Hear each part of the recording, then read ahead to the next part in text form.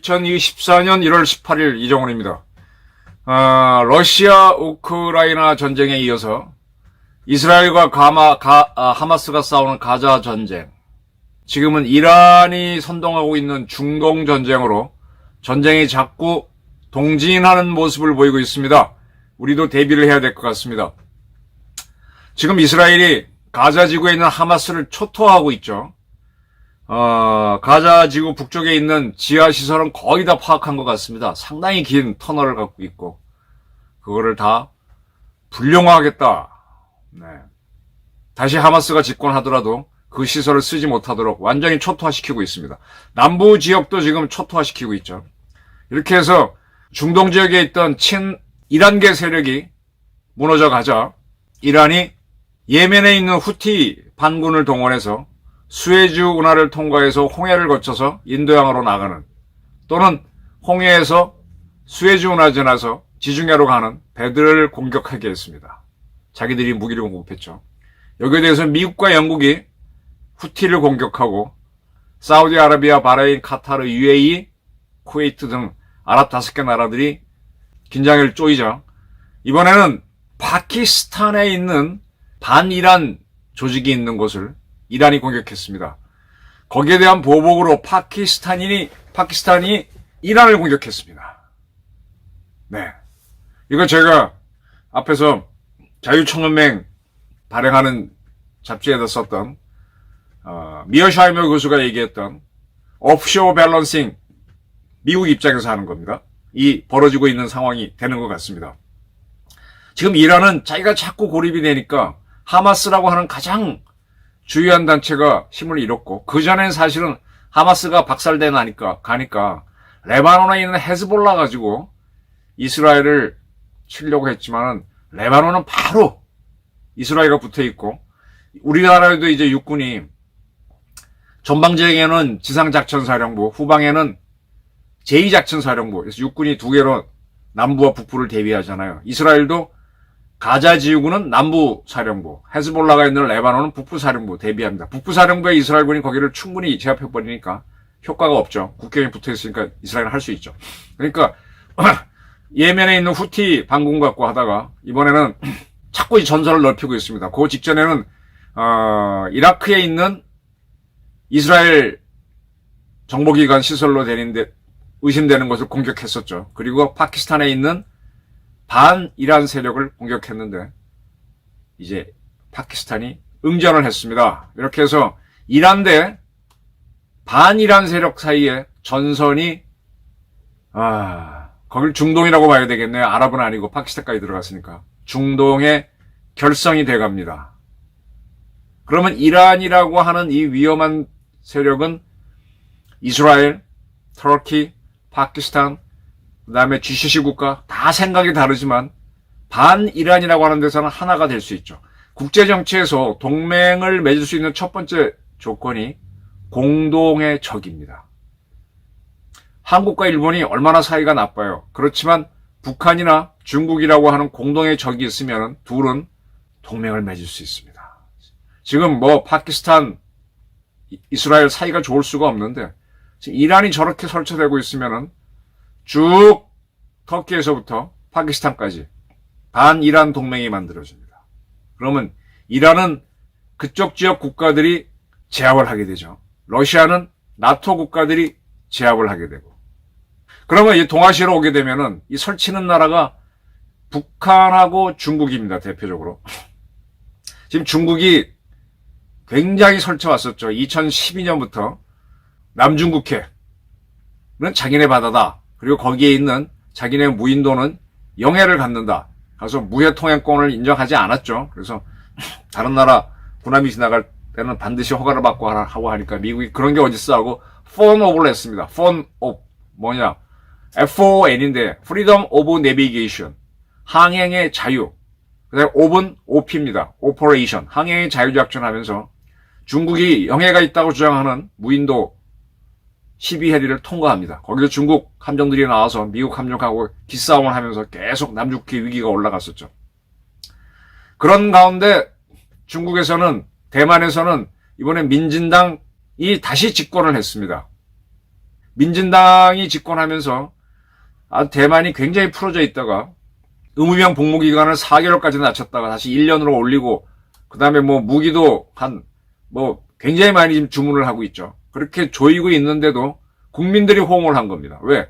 중국이라고 하는 자가 너무 위협을 가하니까 친중 세력인 국민당을 뽑지 않는 거예요. 이제 중국하고 갈라서겠다라고 하면서, 이렇게 되게 되면은 이제 중국을 제어하는 첫 번째 전선이 대만이 되는 거죠. 그러면 그 다음에 또 하나가 이제 북한인데, 지금 중국을 보시면 참 설명하기 좋습니다. 시진핑이가 이제 소련이 무너지고 난 다음에 러시아가 지금도 있음에도 불구하고 자기네가 미국과 과거 소련처럼 세계 문제를 논의하자라고 하면서 신형 대국 관계를 요구했습니다. 너하고 나하고는 인구는 내가 많고 면적은 비슷하니까 전 세계 문제를 같이 양극 체제로 논의하자. 미국은 그걸 응해주지 않죠. 근데 그런 작전을 썼던 게, 물론 푸틴도 마찬가지입니다. 푸틴도 지금 계속 미국에 대해서 너하고 나하고 세계 문제, 옛날 소련이 했던 것처럼 하자 그랬는데 미국이 슬쩍 빠지면서 나토로 하여금 대응하게 하고 있습니다. 그런데 북한의 김정은이도 나도 미국하고 똑같이 얘기하자는 이런 전략으로 나왔죠. 거기에 다리를 놔준 게 누구냐? 제가 계속해서 잡아내라고 하는 문재인입니다. 문재인이가 자기는 자기 주도로 남북 통일을 하겠다는 헛된 망상에 빠져가지고 김정은을 만났습니다. 김정은을 만나주는 조건으로 미국 대통령을 만나게 해주니까 그 다리를 놔줬죠. 그래서 싱가포르에서 만나고, 그리고 하노이에서 만납니다. 이제 미국은 그 속셈을 알고 있으니까 하노이에서 너 이런 거 다 없애 그렇게 대답을 못하니까 그럼 막 가 하고 하노이 노딜을 만들었죠.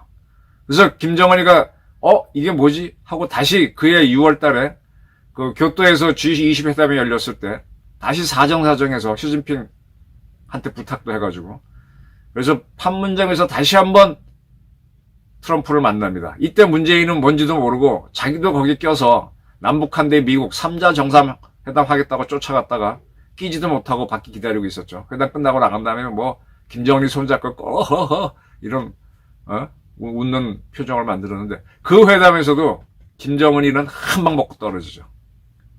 미국이 상대를 안 해줍니다. 그리고 나서부터 이제 이 문재인한테 속았다는 걸 안 김정은이가 특등 머저리 삶은 소대가리 하면서 문재인한테 막 욕을 해대고 그렇게 나오는 거죠. 그리고 개성에 있는 남북연락사무소 파괴하고 뭐하고 다 화풀이를 하는 거고, 지금에 와서는 이제 미국하고 어떻게 한다는 게 불가능하다는 걸 안 거죠. 확실하게 안 거죠. 그래서 이제 대한민국 것들하고는 상대 안 하겠다고 하면서 다 끊어버려. 이미 끊어진 건 다 끊고 우리를 건들면 대한민국을 점령하겠다 이런 협박을 하고 있는 겁니다. 자, 지금 이제 자꾸 봉쇄를 당하는 푸틴의 러시아가 견디다 못해서 우크라이나를 침공했습니다. 거기에 대해서 미국과 나토가 대응을 하니까 러시아가 힘이 딸리죠. 그럼 러시아가 무너져 버리면은 그것도 좋은데, 러시아가 아직 무너질 정도가 아니니까 미국이 적당히 군비를 줄였다 늘렸다 하면서, 그래야 러시아도 약간 우세한 것 같아야 발을 못 빼고 더 신이 나서 하다가 힘이 쭉 빠지게 되죠. 그렇게 되는 거고.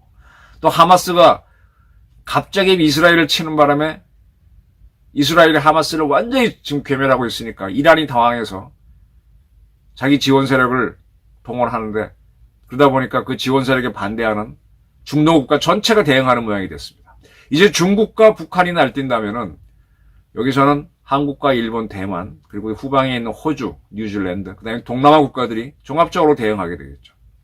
이렇게 세계가 기싸움으로 갑니다. 이렇게 세 방향에서 크게 분쟁이 일어나면은 그 뒤에는 미국이 지원을 하는 거죠. 미국은 그래서 오래전부터 지상군은 빼고 해군과 공군, 특히 항공력으로 지원하겠다 그러는데 그런 시스템으로 가는 겁니다. 그렇게 해서 그 나라들이 무너지면 그 사이에 이 미국 중심으로 나토 동맹, 반이란 동맹, 반중국, 반북한 동맹, 이런 것들이 2차 대전도 그 연합국들의 모임, 그게 유나이티드 네이션스인데 그게 유엔이 된 거잖아요. 새로운 유엔이 되는 거죠. 자, 우리는 이제 이런 상황입니다. 그러니 북한도 지금 계속 고립을 당하고 돈도 없고 하니까 뭔가 이제 도발을 굉장히 하고 싶고요. 근데 하다가 잘못하면 엄청 깨질 수가 있죠. 굉장히 두려울 겁니다. 그런데 지금 안 하게 되면은 눌린다는 위기의식도 있을 거고, 그들이 군사 합의를 파기했음에도 불구하고 NLL 너머로 포를 못 쏘잖아요. 쟤네 겁 많아요. 원래 겁쟁이 개가 시끄럽습니다. 먼저 개헌을 하겠다고 뭐라고 떠드는 겁먹었다는 얘기입니다. 그런데 겁먹은 걸 감추기 위해서 어떻게 합니까? 사람들도 그렇죠. 자기가 겁을 먹으면 상대방을 위협을 하죠. 위협을 하다가 안 통하면 어떻게 합니까? 스스로 내가 너 이렇게 죽일 거야 하고 자해를 하죠. 사건 현장에 가보면은 굉장히 이 범인들이 겁을 냅니다. 죽을 수가 있으니까. 자기가 치려고 하는 세력이 얼마나 힘이 있는지도 모르니까. 그런데 아주 위협적으로 들어가서 그걸 합니다. 그러고 난 다음에 포위가 당하잖아요, 경찰에. 그러면 거기서는 방법이 없으니까 어떻게 해요? 자기 몸을 자해하죠. 자기 강한 걸 보이죠. 그러다 안 되면 뭐 자살하는 경우도 있고. 북한도 아마 지금 하는 게 자해 직전일 수도 있고요. 아니면은 위협을 강화하는 수준일 수도 있습니다. 여기에 우리가 대응해야 돼요. 지금 파키스탄에 있는 반이란 세력을 공격하고 이라크에 있던 모사드 기지를 공격했다. 이란이 그렇게 하는 거는 겁먹으니까 하는 거잖아요. 하마스 잡듯이 이란을 미국과 이스라엘 등이 중심이 돼서 공작을 해서 무너뜨릴까 봐. 그러니까 공격한 건데 저거를 이제 어떻게 대응하느냐가 문제겠죠. 여기서 미국의 전략이 나올 것이고 북한과 중국에 대해서도 역시 우리가 그걸 준비해야 됩니다. 그런 면에서 저는 신원식 국방부 장관이 직강끝 북한이 무슨 도발이 있으면 보고하지 말고 즉각적으로 그리고 강력하게 그리고 끝까지 대응하라. 네. 뭐 전방에 있는 소대장 그렇고 중대장 이하 모든 지휘관들은 탁 뭐 하나 떨어지는 순간에 우당탕탕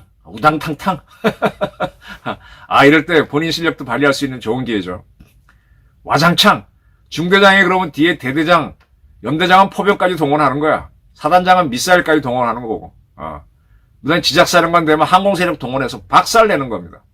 그렇게 해서 또 전체 우리 합참 차원에서는 필요하다면은 박살내고 난 다음에 우리 특전사라든지 이런 부대를 적 지역에 강습시키거나 해병대를 특수수색대를 상륙시킨 다음에 북한 인민을 먹으라고 교호품 남겨주고 까불면 죽어 하고 글 몇 개 남기고 철수하는 겁니다.